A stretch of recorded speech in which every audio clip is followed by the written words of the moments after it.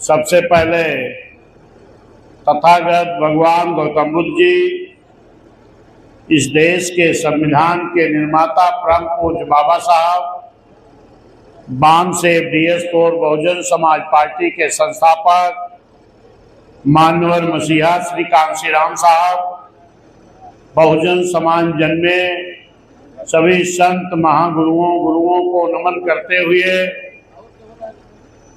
आज जनपद अम्बेडकर नगर, विधानसभा आलापुर, सेक्टर नरियाव के बूथ संख्या 194, बूथ संख्या 201, बूथ संख्या 202, बूथ संख्या 203, बूथ संख्या 204 नरियाव जगदीशपुर की आज एक मीटिंग आपके बीच में हो रही है।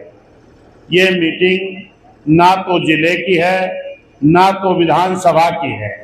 माननीय बहन जी के निर्देश पर ये आज एक सेक्टर के 5 बूथों की मीटिंग है, जिसकी अध्यक्षता जो आपके इस नगर पंचायत के चेयरमैन हैं श्रीमती सुनीता देवी जी, ये अध्यक्षता कर रही हैं। हमारे बीच में विशेष अतिथि के रूप में माननीय दिलीप कुमार जी, मुख्य भाई अरविंद गौतम जी, भाई रामनारायण निर्दोष जी, भाई हमारे सम्मानित जिला अध्यक्ष सावंत जी, भाई छेदी मौर्य जी, भाई हरिश्चंद्र गौतम जी, भाई गुड्डू चौबे जी, भाई राजदेव पटेल जी, भाई रामचंद्र वर्मा जी, हमारे राजमढ़ी विधानसभा प्रभारी जी, भाई बलराम निषाद जी जो अध्यक्ष है और इस कार्यक्रम का संचालन भी कर रहे हैं, भाई राज बहादुर विधानसभा जलालपुर, राम कोमल भास्कर जी, मोहम्मद फयाज अंसारी जी, ब्रजेश मिश्रा जी, भाई जयप्रकाश मौर्य जी, भाई अंश कुमार जी, भाई जेपी शास्त्री जी, भाई रमेश चंद जी, संयोजक विधानसभा भाई राजकुमार सेठ जी, पुनीत कुमार जी जिला पंचायत सदस्य, भाई जाकिर हुसैन जी विधानसभा संयोजक, त्रिभुवन प्रधान जी, राम प्रकाश यादव जी। सम्मानित साथियों, जिन साथियों का इस सूची में नाम लिखा है, इन साथियों का हमने नाम आपके सामने पढ़ने का काम किया। जिन साथियों का नाम इस सूची में नहीं है, बड़ी संख्या में चाहे हमारे मंच पर मौजूद साथी हों, चाहे सामने बैठे हुए हमारे सभी सम्मानित साथी हों, चाहे बड़ी संख्या में इधर हमारी माताएं बहनें जो बैठी हैं, मैं इस प्रांगण में जो भी साथी मौजूद हैं, मैं आप सभी साथियों का बहुत बहुत हार्दिक स्वागत, अभिनंदन, वंदन करता हूं। सम्मानित साथियों, ये जो आज बैठक हो रही है, अभी 7 फरवरी को माननीय बहन जी ने लखनऊ में एक बैठक लेने का काम किया था। उस बैठक में माननीय बहन जी ने अपने सभी विधानसभा अध्यक्ष, विधानसभा प्रभारी तक लोगों को बुलाने का काम किया था। उस कार्यक्रम में माननीय बहन जी ने हम सभी लोगों को कुछ काम देने का काम किया है, जिससे हम लोग अपनी सरकार बना सकें। इस काम में माननीय बहन जी ने निर्देशित किया है, हर विधानसभा में हमारे एक अध्यक्ष होंगे, जिनकी अगुवाई में आधी विधानसभा के लोगों की एक टीम हो जाएगी। दूसरे हमारे विधानसभा महासचिव होंगे, उनके साथ आधी विधानसभा हो जाएगी। यानी सेक्टर अगर 40 है तो 20-20 सेक्टर 2 लोगों के जिम्मेदारी पर हो जाएगी। सेक्टर विधानसभा अध्यक्ष जी के साथ और विधानसभा महासचिव के साथ हमारे विधानसभा प्रभारी 2 लोग हैं, ये दोनों लोग भी एक आदमी साथ में हो जाएंगे। इन लोगों का काम क्या होगा?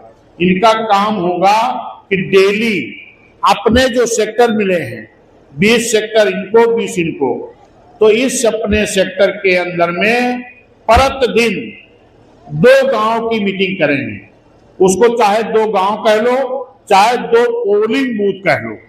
पोलिंग बूथ, किसी पोलिंग पर 2 बूथ होता है, कहीं पर 1 होता, कहीं पर 3-4 हो जाते हैं। आज हमने कहा था कि जो बड़ी पोलिंग हो उसकी मीटिंग रखना, मैं भी आपके बीच में आऊंगा। तो आज ये 5 बूथों की पोलिंग है नरियाव सेक्टर की। यहाँ पर बैठक हुई, लेकिन आप लोगों ने, जब आपको मालूम हुआ कि मान्या बहन जी ने मुझे भेजा है, तो आप लोगों ने इस विधानसभा के बड़ी संख्या में हमारी माताएं बहनें और हमारे सभी पिता तो बुजुर्ग नौजवान साथी भी मौजूद हैं। जबकि ये जिले विधानसभा की मीटिंग नहीं है, ये आपके पोलिंग की बैठक है। और इस बैठक में काम क्या करना है, पहले जाकर के हमें उस पोलिंग पर जो सेक्टर है, सेक्टर अध्यक्ष महासचिव बना लेना है। फिर हर बूथ से एक सेक्टर सचिव बनाना है। हर बूथ पर एक बूथ अध्यक्ष होगा, एक उपाध्यक्ष होगा और 3 संगठन सचिव होंगे।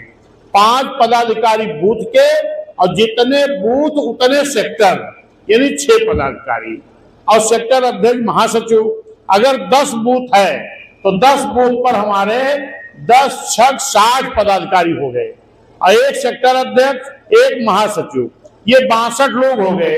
अभी आप लोगों ने देखा है कि अभी माननीय संचालक महोदय ने बूथ की कमेटी जो बनाई गई है उनको इन्होंने सदस्य भी बनाया, क्योंकि सदस्य भी बनाना है, बीएसपी का मेंबर बनाना है। उसके बाद उनको हमने एक एक करके उनको हमने सामने बुलाने का काम किया। फिर माननीय जिलाध्यक्ष जी मौजूद थे, तो इन्होंने सभी लोगों को माला पहनाकर स्वागत किया।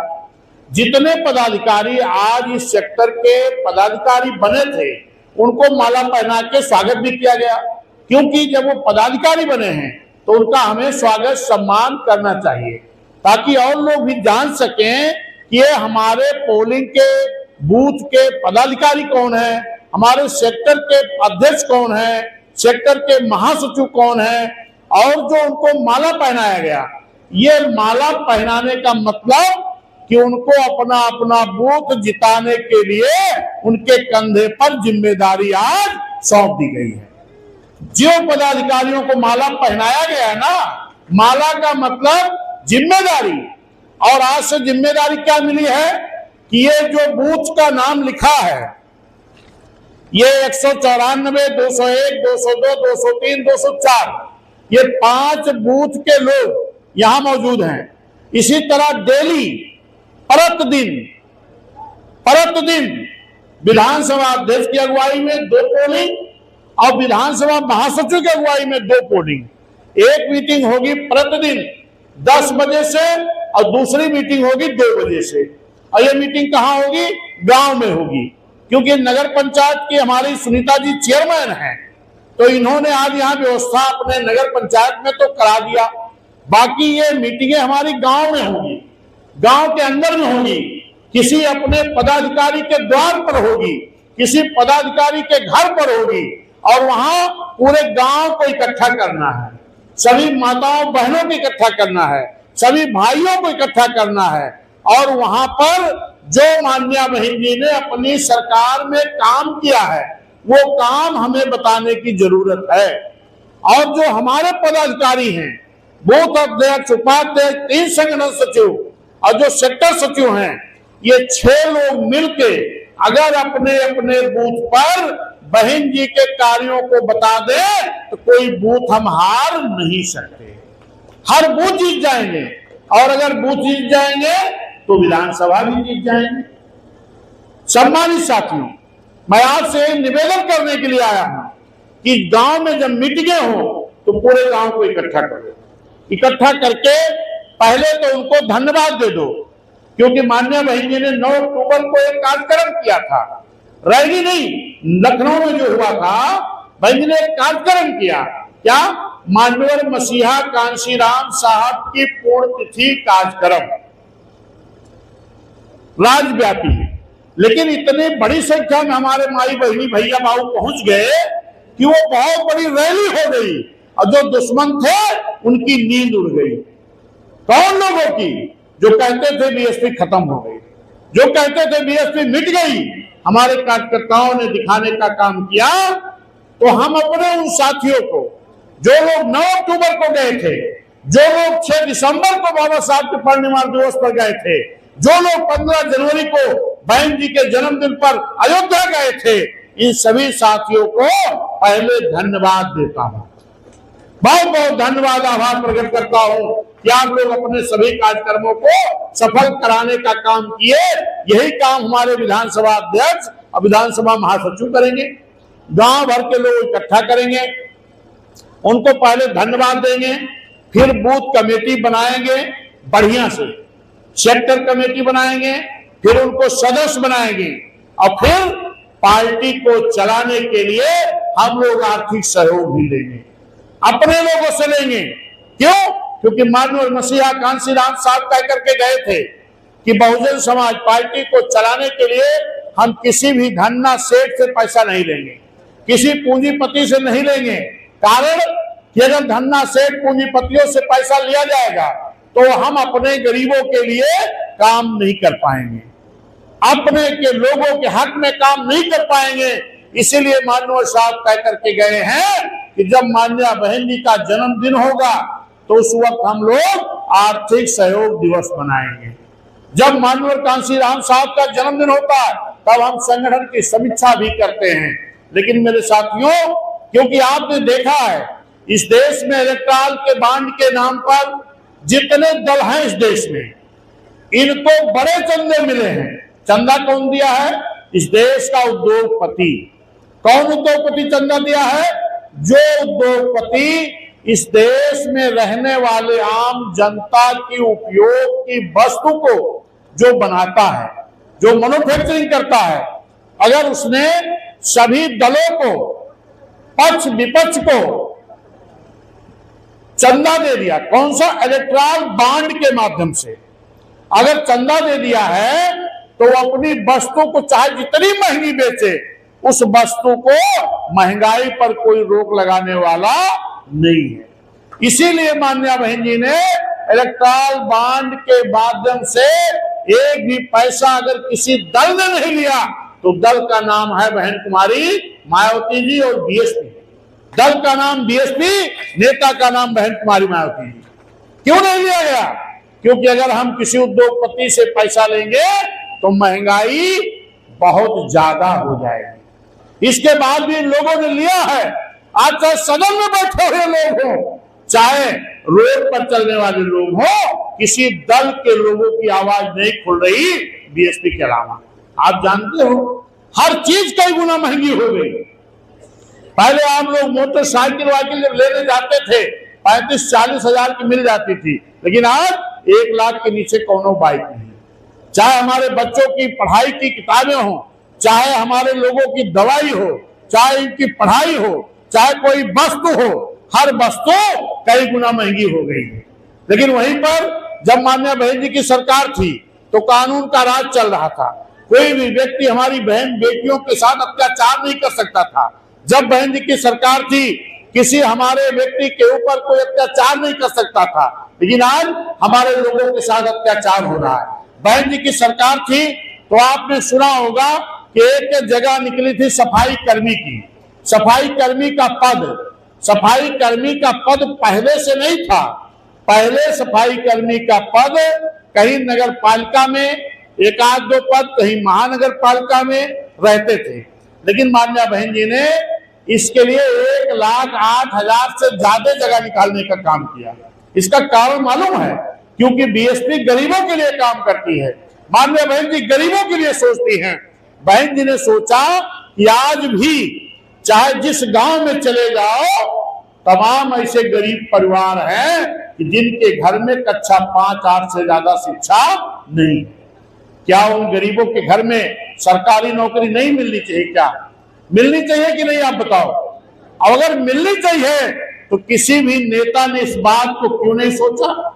इस बात को अगर किसी ने सोचा तो हम सबकी नेता, गरीबों की नेता, सर्व समाज की नेता मान्या बहन जी ने इस बात को सोचा। मान्या बहन जी ने जब सफाई कर्मी की जगह निकाली तो तमाम ऐसे घरों में सरकारी नौकरी मिली है।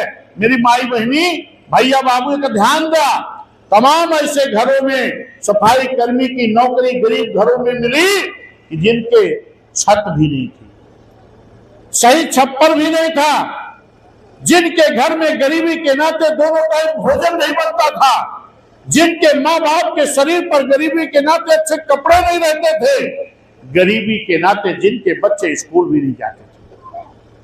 धन्यवाद देता हूं देवी बहन कुमारी मायावती जी को, जिन्होंने इनके घर में जब सफाई कर्मी की नौकरी लगी, आज उनके घर में 50-55 हजार रुपया सैलरी आ रही है। आज उनके अच्छे घर भी बन गए, आज उनके घर में दोनों टाइम अच्छा भोजन भी बनने लगा, उनके माँ बाप के शरीर पे अच्छे अच्छे कपड़े आ गए, उनके बच्चों के शरीर पर अच्छी ड्रेस आ गई, किताब कापी मिल गई, और उनके बच्चे आज बसों पे बैठ के अच्छे स्कूलों में जाने का काम किए हैं। जब बहन जी की सरकार थी तो माननीय बहन जी ने कहा, तमाम ऐसे गरीब घर थे कि जिनके घर में कहा जाता था कक्षा 5-8 जैसे हमारा बिटिया पढ़ के छुट्टी पावे, तैसे कहा देखा भाई बेटवा तो पढ़े लेकिन बिटिया ना पढ़े, कहा बिटिया तो दूसरे के धन है, इनका हम ना पढ़ा पाओ, हम बेटवा पढ़ाई की बिटिया, लेकिन धन्यवाद दो बहन जी को। बहन जी ने कहा नहीं, अब गरीब की बेटी की पढ़ाई मैं खुद कराऊंगी। किसने कहा? बहन कुमारी मायावती जी ने कहा। जैसे हमारी बिटिया हाई स्कूल पास होती थी, तैसे बहन जी एक नई चमचमाती हुई साइकिल, क्यों? क्योंकि बहन जी भी गरीब घर से आई है। बहन जी को मालूम था कि अब हो सकता है हमारे इस गरीब बेटी को गांव से कुछ दूर पढ़ने जाना पड़े, तो इनका बाप साइकिल खरीद के कहां से देगा? तो मान्य बहन जी नई चमचमाती हुई साइकिल देने का काम की, 10,000 रुपए देने का काम किया, और जैसे इंटर बिटिया पास की तो फिर 15,000 देने का काम किया। आज बेटी पढ़ाओ बेटी बचाओ का तो लोग नारा देते हैं, क्या उन बेटियों को साइकिल मिल रही है? क्या उन बेटियों को पढ़ने के लिए पैसा मिल रहा है? क्या नहीं मिल रहा है। और यहाँ तक मान्य बहन जी ने अपनी सरकार में गांव में जो खाली जमीनें पड़ी थी, क्यों खतौनी के ना भैया, जो सरकारी जमीन पड़ी थी, बहन जी ने कहा आज भी इस देश में आजादी के इतने साल बाद भी तमाम ऐसे घर हैं जिनके पास एक धुर भी जमीन नहीं है कि अपने घर में एक तो लहसुन और धनिया के पौधा भी लगाएंगे। बहन जी ने कहा किसी की खतौनी की नहीं, लेकिन जो सरकारी जमीन है उसको इन गरीबों को बांट दो। मान्य बहन जी ने गरीब घरों में जिनके पास एक भी हिस्सा जमीन नहीं थी, उनको एक एकड़ जमीन, कई हिस्सा जमीन पट्टा देने का भी काम मान्य बहन जी ने किया था। आज अगर किसी के घर में एक सफाई कर्मी हो गया है, किसी के घर में अगर कोई को 1 एकड़ पट्टा मिल गया है, अगर वो खेती करे और अपनी तनख्वाह का अगर 1 महीना के तनख्वाही के पैसा के अगर राशन ले आवे तो कोटेदार किया भीख मांगे का लाइन न लगावे पड़े। मान्य बहन जी ने यह काम करने का काम किया। बहन जी ने अपनी सरकार में 5,000 प्राथमिक विद्यालय खोलने का काम किया था। गांव-गांव में हमारे गरीब शिक्षित हो जाएं, हमारे गरीब लोग बच्चों को पढ़ा ले। लेकिन आज क्या हो रहा है भाजपा सरकार में, इन्होंने 5,000 प्राथमिक विद्यालय बंद करने का काम किया। क्यों? हमारे बच्चे पढ़ ना पाए, हमारे बच्चे हक अधिकार ना जान पाए, और हमारे लोगों को उलझा दिया गया। 1 यूनिट में 5 किलो, कितना 1 यूनिट मिला था राशन? 5 किलो राशने में बधाई दिन का, उधर शिक्षा छीन लीन जात है। हे मेरे माई बहनी भैया बाबू, जरा सोचो, अगर आपकी सरकार नहीं आई तो फिर हमको वो दिन देखना पड़ेगा जब हमारे पुरखे अपने घर के सामने अपनी चरपाई पर नहीं बैठ पाते थे, अपनी टूटी कुर्सी पर नहीं बैठ पाते थे। धन्यवाद देता हूं सेनी बहन कुमारी मायावती जी को, जब कानून का राज आया, जब बड़े बड़े गुंडे माफिया जेल में गए, तो आज हमारा नौजवान खुलेआम घूमता है, मोह छेड़ कर चलता है। आज कोई कुछ नहीं कर सकता, ये और किसी की देन नहीं है, ये बाबा साहब के संविधान की देन है, माननीय कांशीराम साहब की देन है, बहन कुमारी मायावती जी की देन है। नहीं तो आज भी हम गुलाम होते, ये ध्यान दे ले। और अगर कोई आपका साथी है तो कोई दूसरा नहीं, आपका साथी सिर्फ आपका हाथी है, आपका साथी आपका हाथी है। मान्य बहन जी ने अपनी सरकार में 5,000 प्राथमिक विद्यालय खोलने का काम किया, हाई स्कूल इंटर कॉलेज सैकड़ों खोलने का काम किया, polytechnic college, paramedical college, homeopathic college, engineering college दर्जनों बनाने का काम किया। किसने? बहन जी ने, कि हमारे लोगों को शिक्षा मिले। फिर बहन जी ने अपनी सरकार के माध्यम से, चाहे वो पुलिस की नौकरी रही हो, सबसे ज्यादा ईमानदारी से अगर पुलिस की भर्ती किसी गवर्नमेंट में हुई तो बहन जी की गवर्नमेंट में हुई। चाहे पुलिस की भर्ती रही हो, चाहे मास्टर की भर्ती रही हो, चाहे गार्ड की भर्ती रही हो, चाहे सफाई कर्मी की भर्ती रही हो, और चाहे आंगनबाड़ी कार्यकर्त्री की भर्ती रही हो, चाहे सहायिका कार्यकर्ता की भर्ती रही हो, ये सब किसने करने का काम किया? बहन जी ने। और चाहे बैकलॉग भर्ती करने का मामला रहा हो। बैकलॉग भर्ती क्या है? जो बाबा साहब ने आरक्षण दिया था, बाबा साहब के आरक्षण के हिसाब से जो SC ST OBC को आरक्षण मिला था नौकरी में, हमारी जगह जब निकलती थी तो जो अधिकारी होते थे उनकी भी मानसिकता साफ न होने के नाते जब अधिकारियों को मालूम होता था ये नौकरी तो आरक्षण वाली है तो सब कुछ होता था, जगह निकलती थी, फार्म भरा जाता था, परीक्षा होती थी, लेकिन जब लास्ट स्टेज में आती थी तो एक लेटर बना दिया जाता था। क्या? जब मालूम हो जाता था आरक्षण वाली नौकरी है तो कहा इस पद के उपयुक्त कैंडिडेट ना मिलने के नाते ये भर्ती निरस्त की जाती है। इतना बड़ा अन्याय हुआ और निरस्त कर करके आज कई लाख भर्तियां हमारी खाली पड़ी हैं।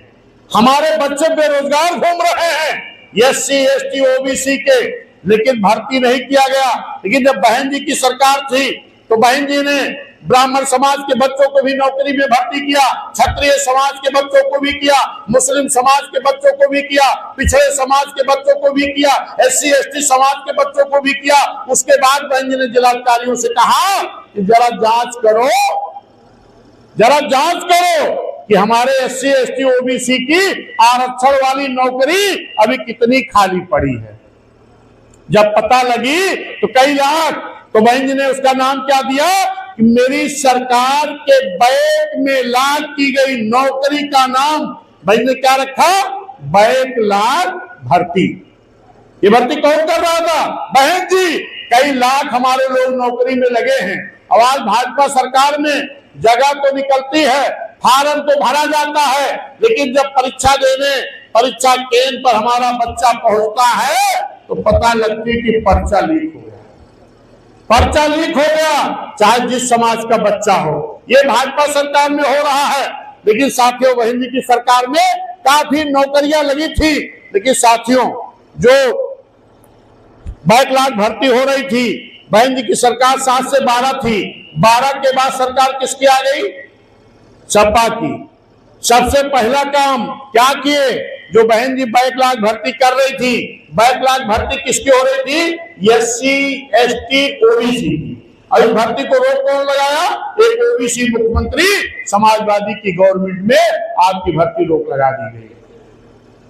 पूरे देश में तमाम बैकलॉग खाली है, न तो केंद्र की सरकारें भरना चाहती है, न प्रदेश की सरकारें भरना चाहती है, न कोई बोलना चाह रहा। हमारी नेता बहन कुमारी मायावती जी भर रही थी तो उसको भी रोक लगाने का काम किसने किया? समाजवादी ने। बहन जी ने कहा हमारे SC ST समाज के लोग गुंडाई नहीं करते हैं, ठेका नहीं ले पाते हैं, तो बहन जी ने ठेकेदारी में आरक्षण दिया। ये ठेकेदारी का आरक्षण किसने खत्म किया? समाजवादी ने। तमाम अधिकारियों को SC ST के लोगों को बहन जी ने प्रमोट किया था, तहसीलदार से SDM, DYSP से SP, छोटे बाबू से बड़े बाबू। लेकिन पता नहीं क्या दुश्मनी थी इस समाजवादी के लोगों की कि अपनी सरकार में आते ही हमारे उन अधिकारियों का भी डिमोशन कर दिया, अपमानित करने का काम किया। और इतने नहीं, जो बहुजन समाज जन्मे संत गुरु महापुरुष थे उनके नाम से बांधिया बहन जी ने सम्मान में उनके जिला बनाने का काम किया। यही आपका जिला अंबेडकर नगर। पहले जब इधर कमरिया घाट के लोग, जहांगीरगंज के लोग, इधर आप लोग जब 151 के लिए भी जाते थे तो अयोध्या जाना पड़ता था, अयोध्या जाना पड़ता था जो फैजाबाद था पहले। लेकिन भाई जी ने अगर आपके इस जिले को बनाया तो इस जिले में तमाम सुविधाएं आई। अंबेडकर नगर जिला, इधर आपके सुल्तानपुर से कट के छत्तीस साहू जी नगर। छत्तीस साहू जी कौन थे? पिछड़े समाज में जन्मे, आरक्षण के जनक, बहुजन के मसीहा। और इनका नाम बदल करके अपमानित करने का काम किसने किया? एक पिछड़े समाज के मुख्यमंत्री ने। बहन जी ने बनाया था जो जिले, चाहे वो डॉक्टर भीमनगर हो, बदलकर संभल करने का काम किया। छत्तीस साहू जी नगर बदल कर अमेठी करने का काम किया, संत रविदास नगर बदल कर भदोही करने का काम किया, रमाबाई नगर बदल कर कानपुर देहात करने का काम किया। और ये किसने किया? ये समाजवादी के लोगों ने किया। इनसे हमें बदला लेने के लिए, पुनः महापुरुषों का नाम वापस लाने के लिए, अपनी योजनाओं को वापस करने के लिए आपको पुनः बहुजन समाज पार्टी की सरकार बनानी पड़ेगी। जब आप गांव गांव मीटिंग करने जाओगे, तमाम लोग आपसे सवाल करेंगे कि भैया तो हाथ प्रत्याशी के बाद, तो आप बताएगा कि बहन जी ने हम लोगों को गांव गांव भेजा है, तैयार करने के लिए भेजा है। प्रत्याशी बहन जी जिसको भेजेगी वो हमारा होगा, लेकिन हमें वोट दिए है कहूं केतली कंधा गदा नाई हेरे पाए। हमार तो निशान बड़का है, ये है ना हमारा चुनाव निशान क्या है? हाथी। नवा चुनाव तो हेरे की नाई है। तो हमें अगर हमारा प्रत्याशी जो भी बहन जी का आएगा, हमें वोट कहां देना है? हाथी पे। तो हमें बोल देना है प्रत्याशी चाहे जो आए, लेकिन हम तैयारी कर रहे हैं। तो आज हमारा प्रत्याशी क्या है? हाथी। अगर गांव गांव में आपने हाथी को वोट दिया, अगर हाथी जीती तो किसकी सरकार बनेगी? बहन जी की। वोट किसको देना है? जोर से बोलो, वोट किसको देना है? वोट किसको देना? तो हाथी को वोट दोगे तो जीतेगा कौन? हाथी को वोट देना है। हाथी हमारा प्रत्याशी है, हाथी को वोट देना है, हाथी को जिताना है। और जब हाथी हर बूथ पे जीत के जाए तो हर विधानसभा आप पे जीते। जब सब बुथवा जीत ले, विधानसभा के जीती आप जीतवा। और जब हाथी जीते तो मुख्यमंत्री के बने? हाथी जीतेगा तो मुख्यमंत्री कौन बनेगा? बहन जी। हमें बहन जी का मुख्यमंत्री चाहिए। चाहे जी आवे कहा कि हम तो तुहार बिरादरी है, तोहरे होई, तो कहता हमें कुछ ना जाने। जिस झंडे में हाथी होगा वही हमारा, जिस झंडे में हाथी होगा वही हमारा। यानी जोर से बोला बाबू, ये लखनऊ तक सुनाव पड़े चाहिए। जिस झंडे में हाथी होगा वही हमारा। बहुत बहुत धन्यवाद। अब आज के बाद सभी लोग